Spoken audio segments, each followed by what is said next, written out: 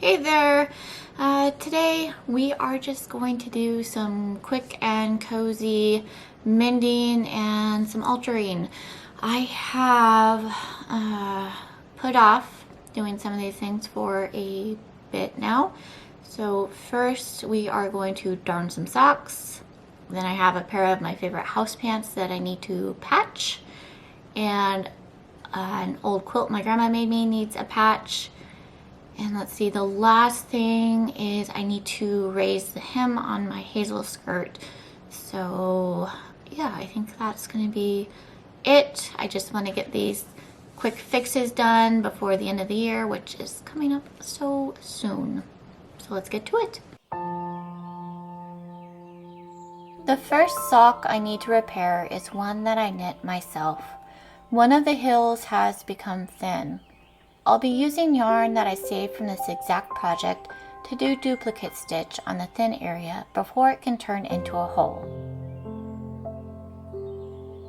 Duplicate stitch is basically using a needle and yarn to mimic a knit stitch.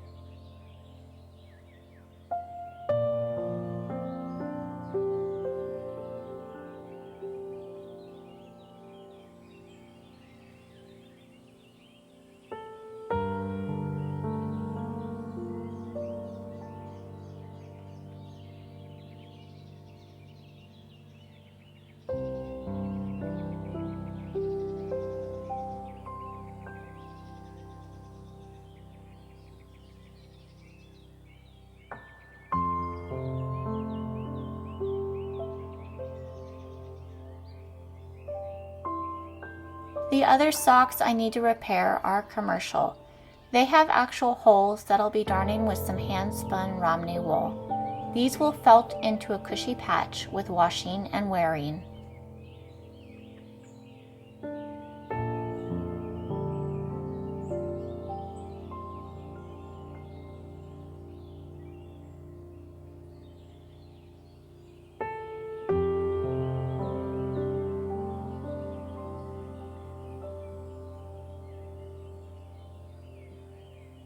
My favorite pair of house pants have large holes in one thigh and a small hole in the other.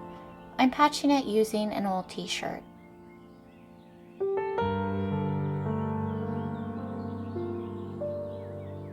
After cutting the patch to size, I basted it down.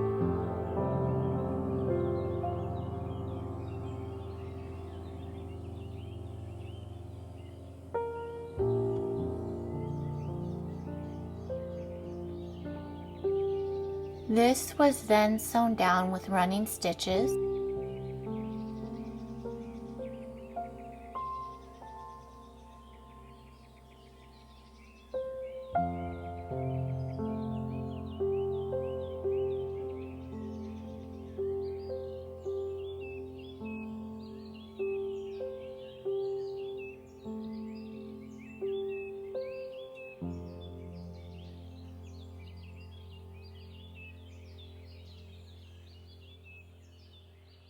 I also put in lines of running stitches along the patch to help stabilize the hole and quilt all the fabric layers together.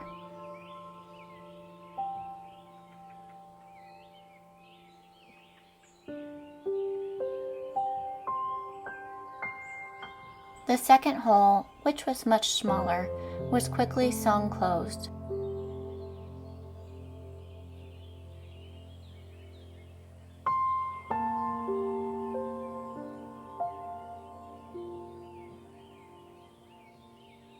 My grandma made this quilt for me when I graduated from high school nearly 2 decades ago.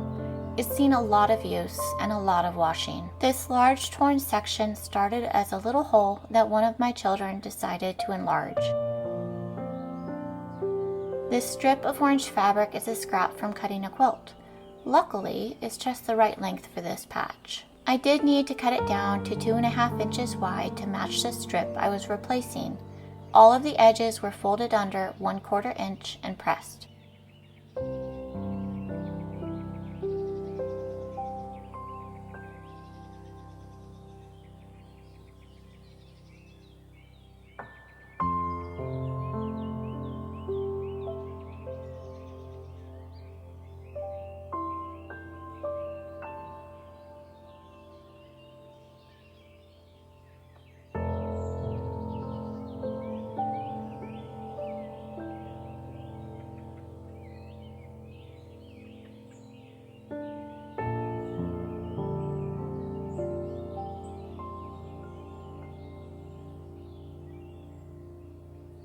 quilt top fabric is thin in many areas, especially around this tear. This meant that sewing the patch to just the quilt top wouldn't be the best idea. Instead, I sewed through all of the quilt layers using a stab stitch.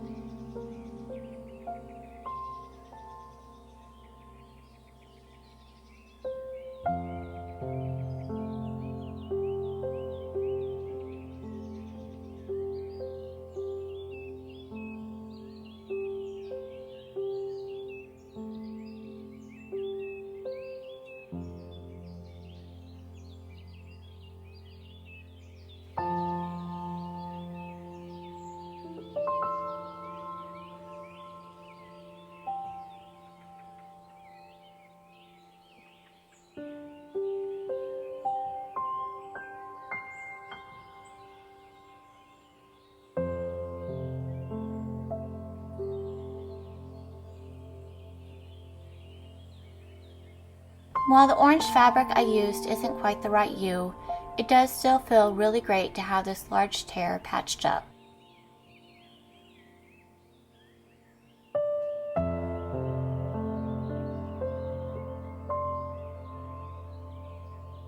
My hazel skirt had turned out too long, at least without heels on.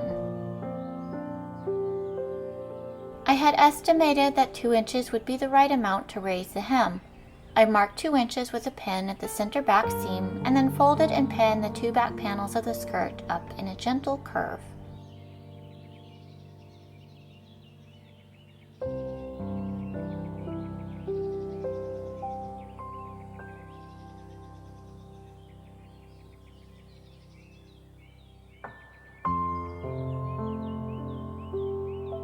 After a quick try-on, I felt it needed to be raised another inch.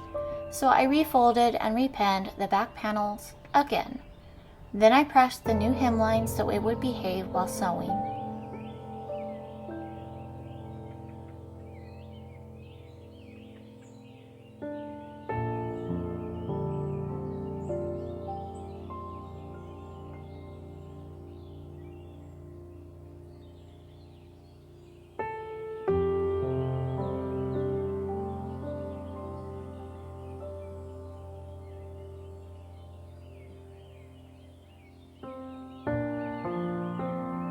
I used large felling stitches to secure the excess fabric to the skirt lining.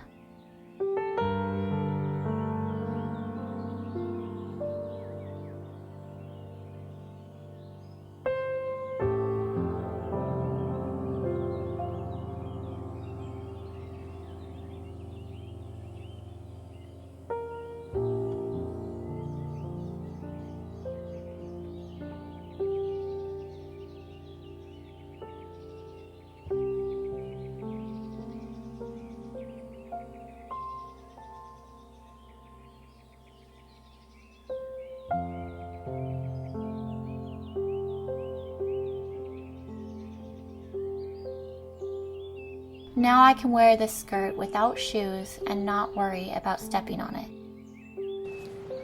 Well, I hope that you enjoyed hanging out with me while I did those mends and alterations. I know it felt great for me to get those projects done that I have been putting off forever.